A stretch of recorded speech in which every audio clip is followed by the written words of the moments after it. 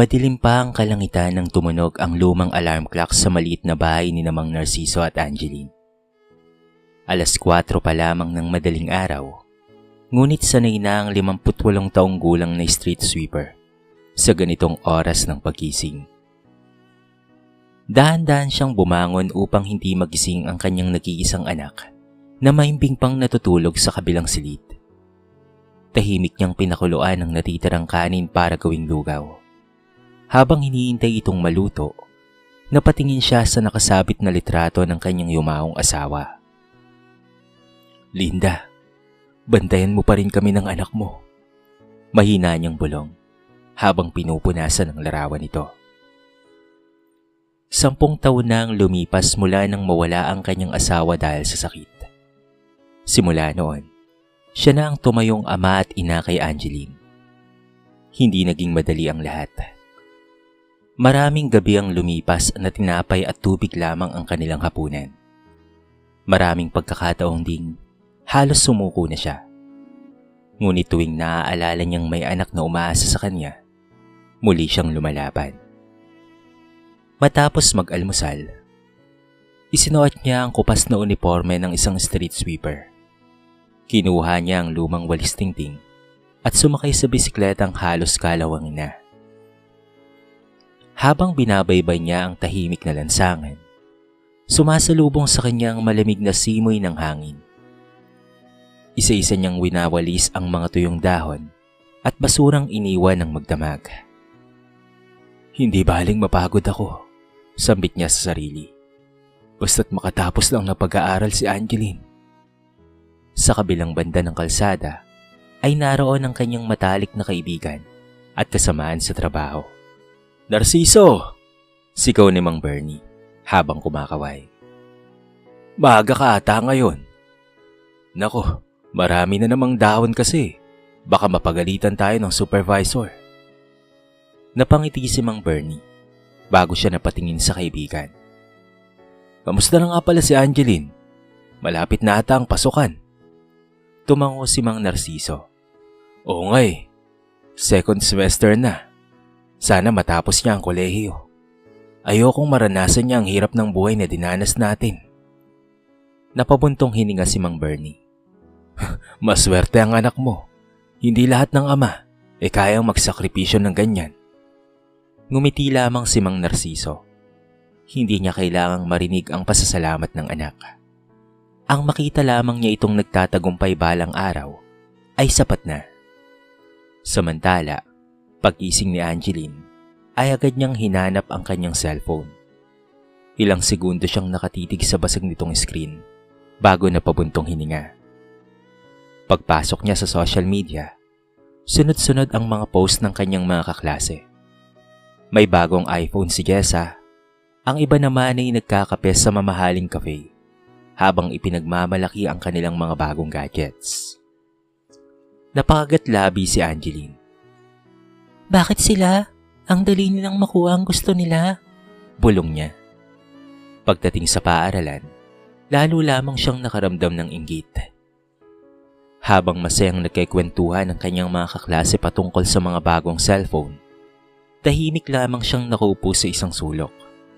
Lumapit si Jessa at nakangiting ipinakita ang bago nitong telepono. "Angeline, tignan mo. Regalo ni Mami at Daddy sa akin. Ang ganda, diba?" Napilitan siyang ngumiti dahil roon. "Oo, ang ganda nga." Ngunit sa loob-loob niya, tila may kirot na unti-unting bumabalot sa kanyang puso. Pag-uwi niya ng gabing iyon, dadatnan niyang naghahain si Mang Narciso ng simpleng hapunan, pritong galunggong at ginisang gulay. "Nandyan ka na pala, anak. Halika't kumain na tayo." Masayang aya ng ama. Tahimik na umupo si Angeline. Ilang sandali siyang hindi nagsalita hanggang sa bigla niyang ibinaba ang kutsara. "Tay, lumang-luma na po ang cellphone ko." Napatingin si Mang Narciso. "Kailangan ko na sana ng bago." Ngumiti siya ng bahagya. Sige anak, pag-iipunan natin." Ngunit seryosong tumingin si Angeline sa kanyang ama. "Hindi basta cellphone ni Tay. Gusto ko yung katulad ng gamit ni Jessa." Natigilan si Mang Narciso.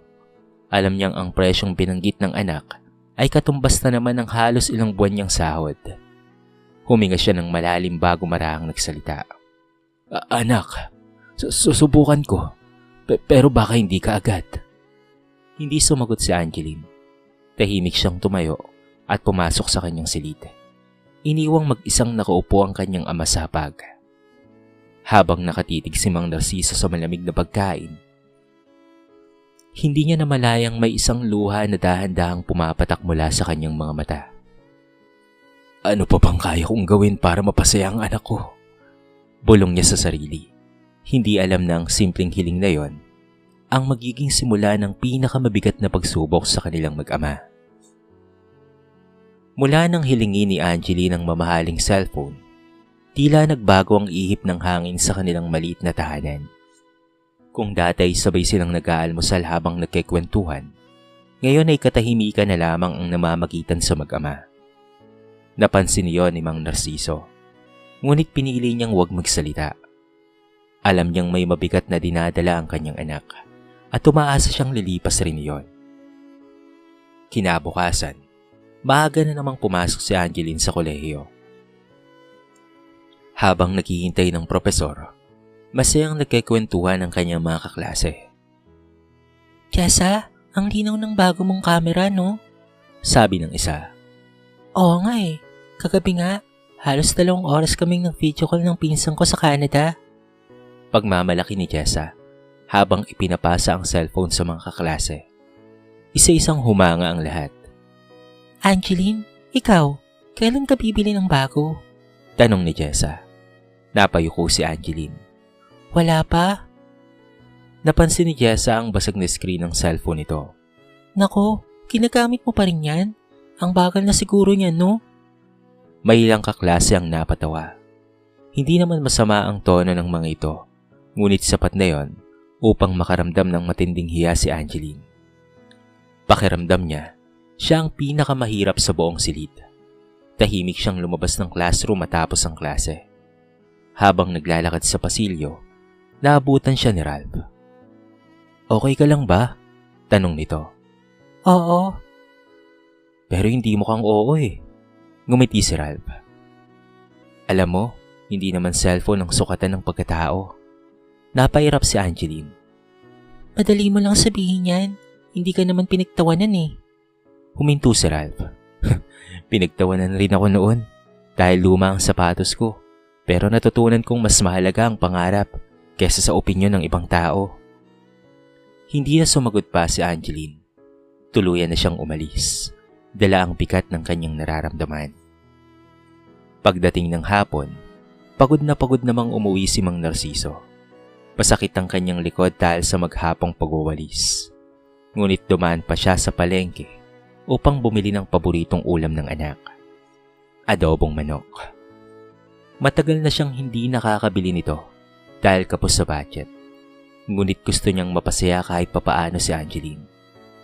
Pagdating niya sa bahay ay nadatnan niyang nakaupo ang anak. Tahimik na nakatingin sa cellphone. Angeline anak, masaya niyang tawag. Tignan mo, nakabili ako ng paborito mo. Hindi man lamang itong umiti. Tay, naisip mo na ba ang sinabi ko kahapon? Napahinto si Mang Narciso. Oo anak. Sa totoo lang nagpunta ako sa tindahan kanina para magtanong. Napakamahal pala ng gusto mong cellphone. Kaya mo pang bilhin yon? Napayuko ang matanda. Hindi pa sa ngayon anak. Naligas ang mukha ni Angeline. Yan na naman ang sagot mo. Anak, konting panahon lang. Mag-iipon lang ako. Pero hanggang kailan? Lagi na lang yun ang sinasabi mo. Mahinaon pa ring nagsalita si Mang Narciso. Pasensya ka na anak ha. Hindi sapat ang kinikita ko. Biglang tumayo si Angeline. Hindi sapat dahil street sweeper ka lang. Parang huminto ang oras. Hindi makapaniwala si Mang Narciso sa kanyang narinig. Tay, sawa na akong maging mahirap. Sawa na akong maiya sa mga kaklase ko. Tahimik lamang ang matanda. Bakit pa kasi yan lang ang trabaho mo? Wala ka na bang ibang kayang gawin? Nanginginig ang kamay ni Mang Narciso habang maigpit na hawak ang sandok. Angeline, anak. Huwag mo akong tawaging anak kung wala ka namang mabigay sa akin. Kasabay ng salitang iyon, ay nabitawan ni Mang Narciso ang sandok na hawak. Bumagsak iyon sa sahig na may malakas na kalansing. Sa labas ng bahay, narinig ni Aling Josie ang pagtatalo. Hindi siya kaagad pumasok, ngunit ramdam niya ang sakit sa bawat salitang binitawan ng dalaga. Tahimik na yumuko si Mang Narciso. Pasensya ka na sa akin, anak, ha? Mahina niyang sabi. Ginagawa ko naman ang lahat ng makakaya ko. Ngunit tila hindi yun narinig ni Angeline.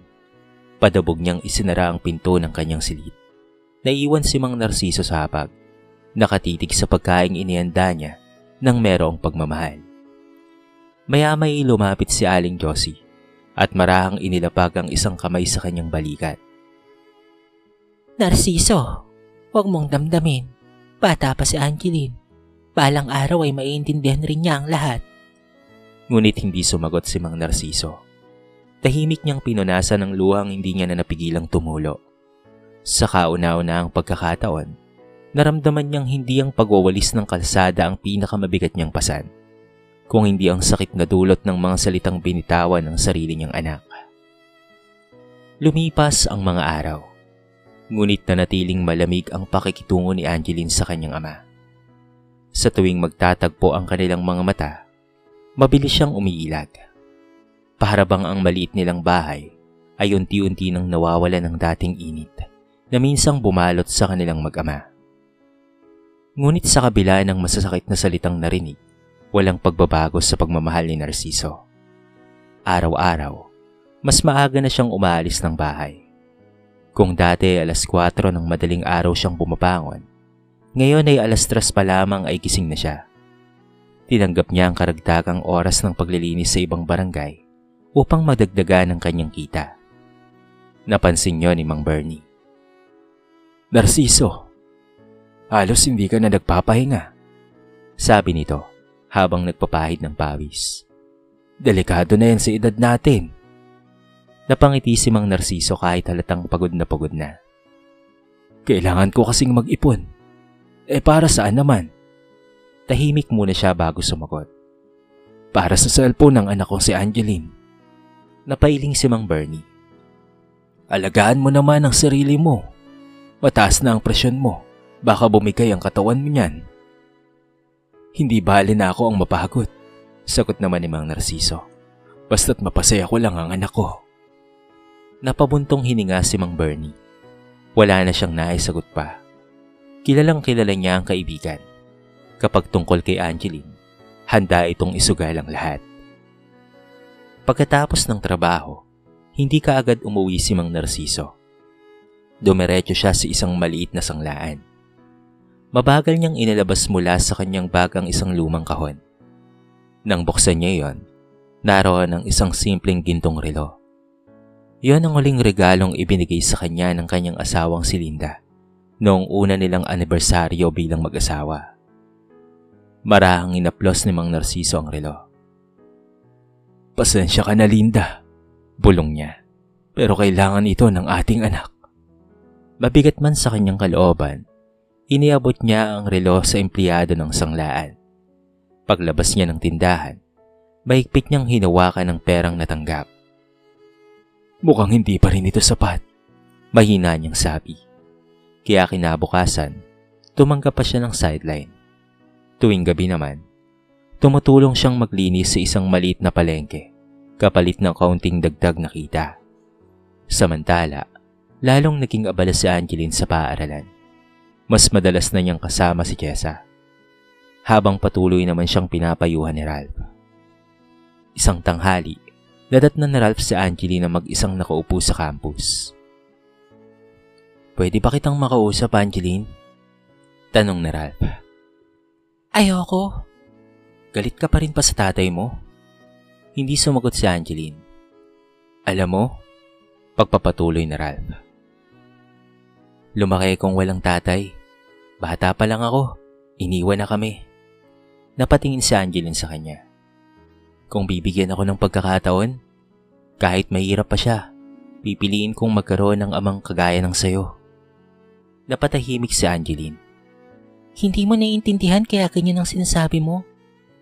Siguro nga hindi, pero nakikita ko kung gaano kanya kamahal. Hindi na nakapagsalita si Angeline. Bagamat may bahagi ng puso niyang gustong paniwalaan ang sinabi ni Ralph, nanaig pa rin ang kanyang sama ng loob. Kinagabihan, habang nag-aaral si Angeline sa kanyang silid, tahimik namang dumating si Mang Narciso. Halos hindi niya na maihakbang ng maayos ang kanyang mga paa sa sobrang pagod. Hindi niya napansing nakatanaw pala si Aling Josie sa may bintana. Narciso, Mahinang tawag nito. kailan ka pa ba titigil? Ngumiti ang matanda. Kapag natupad ko ng hiling ng aking anak. Napailing si Aling Josie habang pinipigilan ang kanyang pagluha. Ang hirap maging ama, no? Inuubos ang sarili mo. Tumingala si Mang Narciso sa madilim na kalangitan. Kung may natitira pa akong lakas, ibibigay kong lahat para kay Angeline. Hindi niya alam na habang binibigkas niya ang mga salitang iyon, unti-unti nang pinanghihinaan ang kanyang katawan. Ang bawat dagdag na oras ng trabaho, bawat gabing kulang sa tulog, at bawat sakripisyong kanyang ginagawa ay tila nagiging isang tahimik na orasan na dahan-dahang nagbibilang patungo sa araw na tuluyan ng susubok sa tibay ng kanyang pagmamahal bilang isang ama. Lumipas ang halos 2 linggo mula nang huling magtalo sina Mang Narciso at Angeline. Bagamat iisa lamang ang bubong ng kanilang tinitirhan, paran silang 2 estranghero. Isang simpleng kumain ka na o aalis na po ako na lamang ang kanilang nagiging palitan na salita. Ngunit lingid kay Angeline, lalo pang dumoble ang pagsisikap ng kanyang ama. Araw-araw, pagkatapos ng 8 oras na pagwawalis ng kalsada, dumidiretso si Mang Narciso sa palengke upang maglinis ng mga estero at maghakot ng mga basura. Kahit nananakit na ang kanyang likod at madalas na siyang hinihingal, ay hindi pa rin siya tumitigil. Narciso, baka naman pwede ka nang umuwi, sabi ni Mang Bernie isang hapon. Maputla ka na oh, hindi na maganda ang kulay mo. Ngumiti lamang ang matanda. Konti na lang, Bernie. Konti na lang ang kulang sa perang kailangan ko. Napailing si Mang Bernie. Cellphone lang yan. Huwag mong isugal ang buhay mo dyan. Tahimik na tumingin si Mang Narciso sa maliit na sobre sa kanyang bulsa. Hindi cellphone ang binibili ko. Napakunot ng noo si Mang Bernie. Binibili ko ang ngiti ng anak ko. Hindi na nakapagsalita pa ang kanyang kaibigan. Kinabukasan, matapos ang kanyang trabaho, dumaan si Mang Narciso sa isang tindahan ng cellphone. Ilang beses niyang pinagmasdan ang modelong matagal ng gusto ni Angeline. Sir, ito po ba ang kukunin ninyo? Magalang na tanong ng sales lady. Opo, pero kulang pa po ang pera ko. Ngumiti ang sales lady. Pwede po kayong mag-reserve? Iniabot ni Mang Narciso ang lahat ng perang naipon niya. Ito na lang po muna. Habang hawak ang resibo, napangiti siya. Konting tiis na lang anak, patutupad na rin ang hiling mo. Ngunit hindi niya namalayang habang naglalakad siya pauwi, ay nakaramdam siya ng matinding pananakit ng dibdib. Huminto siya sandali at napasandal sa isang poste. Pagod lang ito, bulong niya sa sarili. Hindi niya na iyon pinansin pa. Kinabukasan, tulad ng nakagawian, maaga siyang nagwawalis sa gilid ng isang pangunahing kalsada. Mainit na ang sikat ng araw, kahit 9:00 pa lamang. Bigla siyang nakaramdam ng pagkahilo. Lumabo ang kanyang paningin. Narciso, ano nangyayari sa'yo? Sigaw ni Mang Bernie nang makitang napabitaw sa walis ang kanyang kaibigan. Sinubukan pa ni Mang Narciso na tumayo. Hindi, kailangan ko tong tapusin. Ngunit hindi niya na naituloy pa ang kanyang sasabihin. Tuluyan na siyang bumagsak sa gitna ng kalsada. Dahil doon ay nagkagulo ang mga tao. May tumawag ng ambulansya habang si Mang Bernie ay halos manginig sa takot. Narciso, Narciso, wag mo kaming iiwan.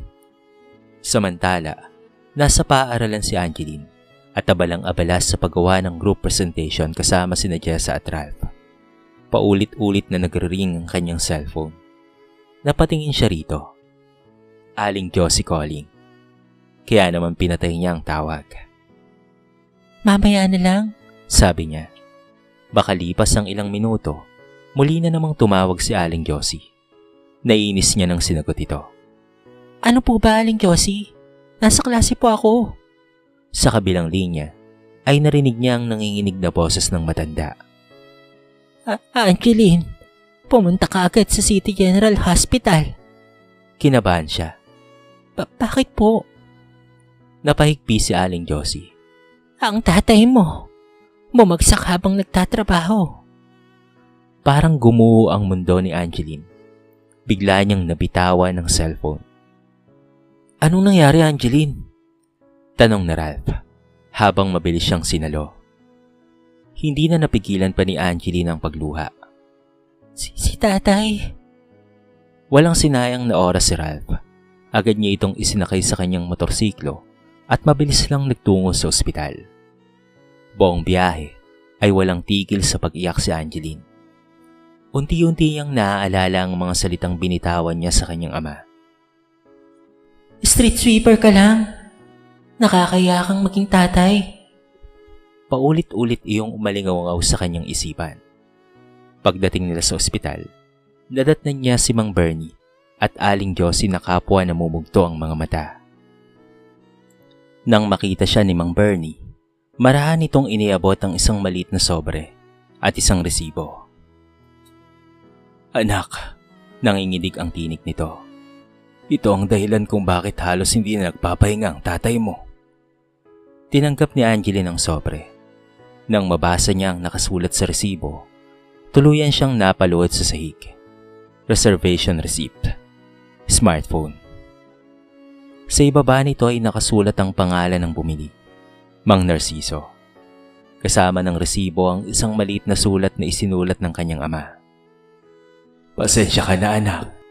Hindi man kaagad pero ipinapangako kong ibibigay ko rin sa iyo ang gusto mong cellphone. Sana ko pag dumating ang araw na yon, makita kong muli ang ngiti mo at kausapin mo ulit ako. Sa unang pagkakataon, naramdaman ni Angeline ang bigat ng pagsisising hindi kayang tumbasan ng kahit na anong mamahaling cellphone. Ang tanging panalangin na lamang niya ngayon ay sana hindi pa uli ang lahat para humingi ng tawad sa amang buong buhay na inuna ang kanyang kaligayahan kesa sa sariling buhay. Hindi mapakali si Angeline sa labas ng emergency room.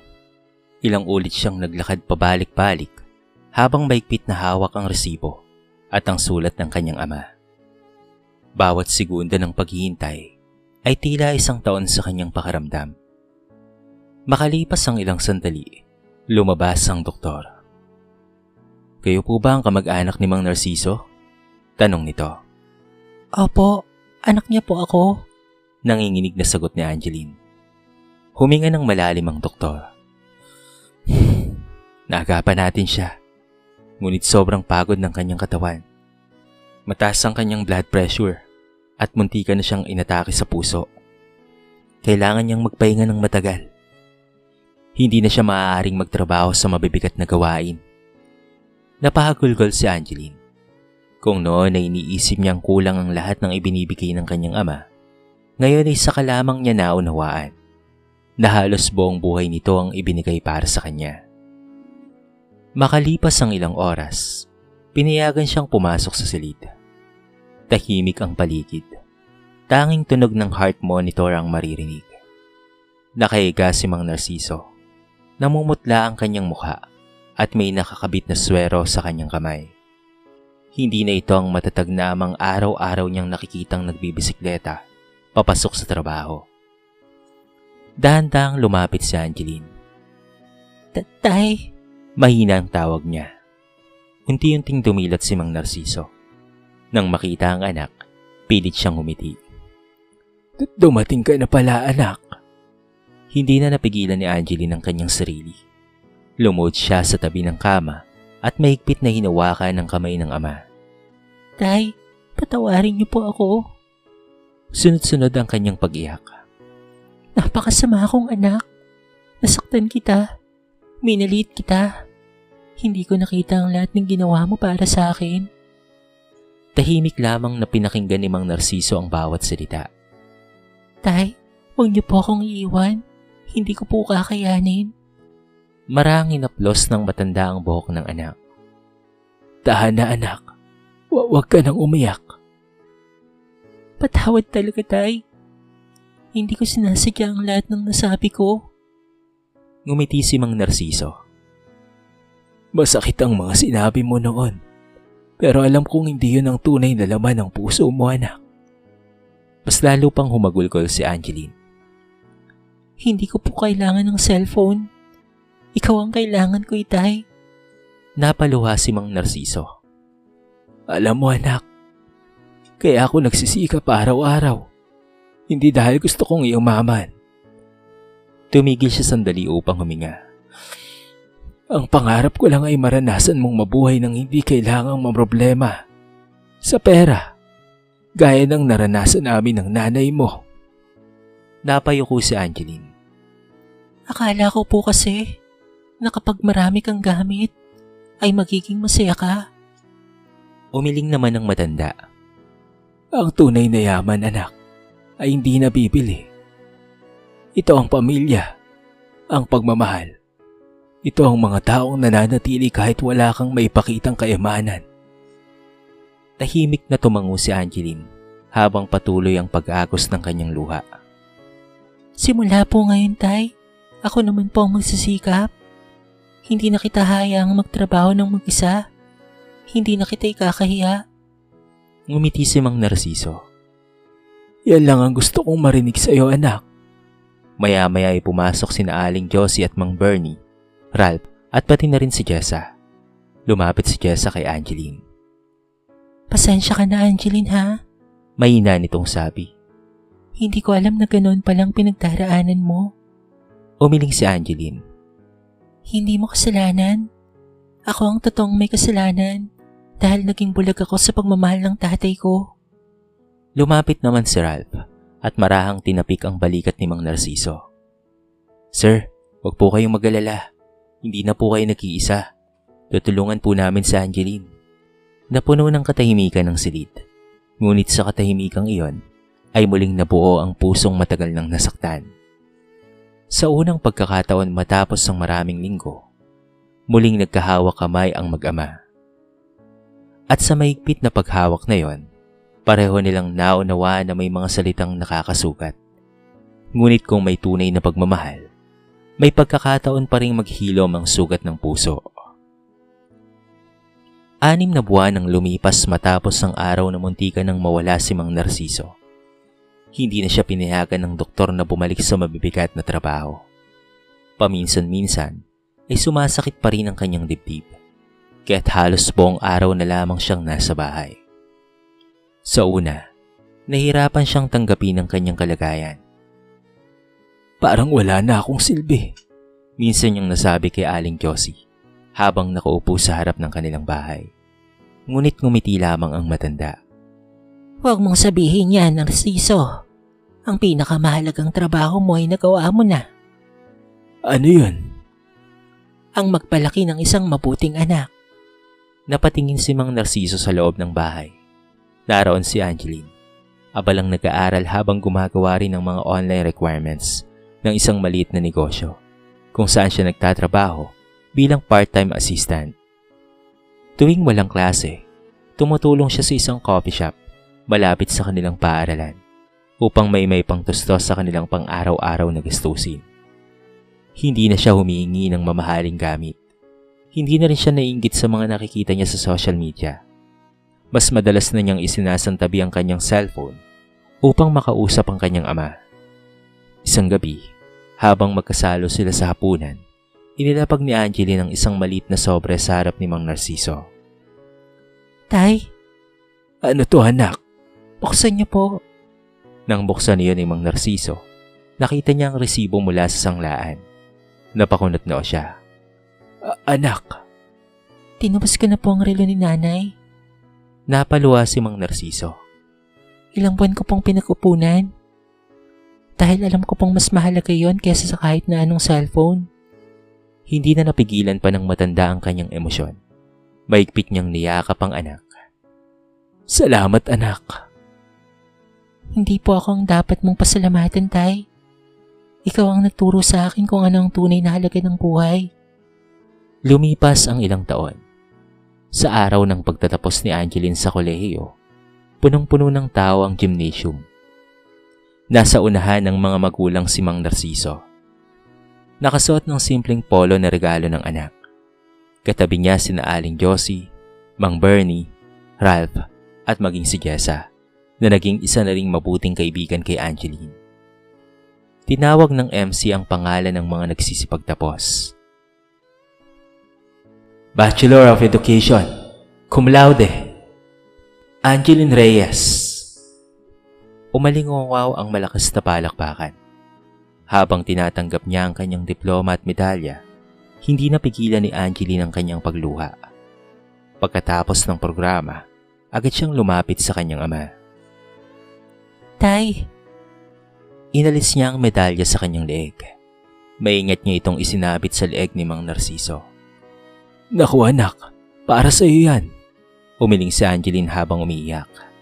Hindi po, Tay. Para po ito sa inyo. Kayo ang totoong nagtapos. Kayo ang napuyat. Kayo ang nagutom. Kayo ang nagsakripisyo. Kung wala po kayo, wala rin ako rito. Hindi na napigilan pa ni Mang Narciso ang pagluha. Maigpit niyang niyakap ang anak habang ang mga taong nakapaligid sa kanila ay tahimik na pinupunasan ang kanilang mga mata.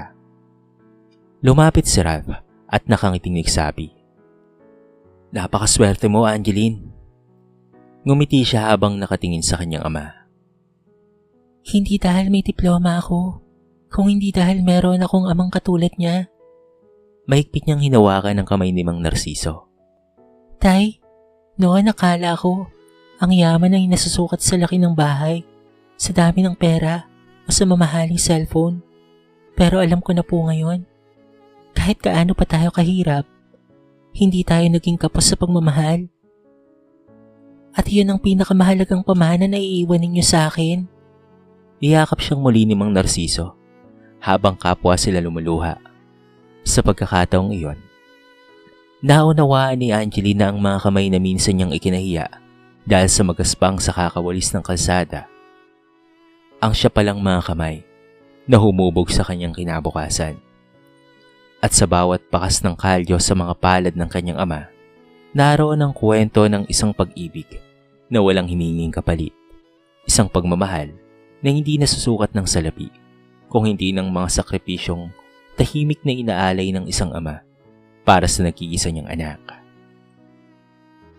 Sa kwentong ito ay marami tayong mapupulot na aral. May mga magulang na hindi man kayang ibigay ang lahat ng material na bagay na nais ng kanilang mga anak, ngunit tanda naman nilang ibigay ang buong lakas, oras at maging ang sariling buhay para lamang matiyak ang magandang kinabukasan ng kanilang pamilya. Madalas, ang mga sakripisyong ito ay tahimik at hindi kaagad napapansin. Itinuturo rin ng kwentong ito na ang tunay na yaman ay hindi nasusukat sa mamahaling cellphone, magarang damit o malaking pera. Ang pinakamahalagang kayamanan ay ang pagmamahal, pag-aaruga at walang sawang pagsasakripisyo ng mga magulang. Bilang mga anak, mahalagang matutunan nating pahalagahan at mahalin ang ating mga magulang habang kasama pa natin sila. Huwag nating hintayin dumating ang araw na pagsisisi na lamang ang ating maiaalay dahil may mga pagkakataong hindi na may babalik ang panahon. Ang mga bagay ay maaaring mapalitan, ngunit ang pagmamahal at sakripisyo ng isang magulang ay minsan lamang dumarating sa ating buhay. Pahalagahan sila habang may pagkakataon pa. Dito na po nagtatapos ang ating maiksing kwento sa araw na ito. Sana po ay nagustuhan nyo. At sana po ay kinapulutan nyo ng maraming aral. Kayo mga kabarangay, ano ang masasabi nyo sa ating kwento? I-comment nyo naman po sa baba ang inyong mga reaksyon. at babasahin natin ang lahat ng yan. I-comment nyo na rin kung taga saan kayo para naman malaman ko kung hanggang saan nakaabot ang video na ito. Paki-like and share na rin po ang ating kwento para mapakinggan rin ng iba. At kung bago ka pa lamang sa ating channel, baka naman pwedeng pakihit ang subscribe button at bell notification button para palagi kang updated sa mga bago nating upload na katulad nito. So paano mga kabarangay? Hanggang sa muli, thank you so much and peace out!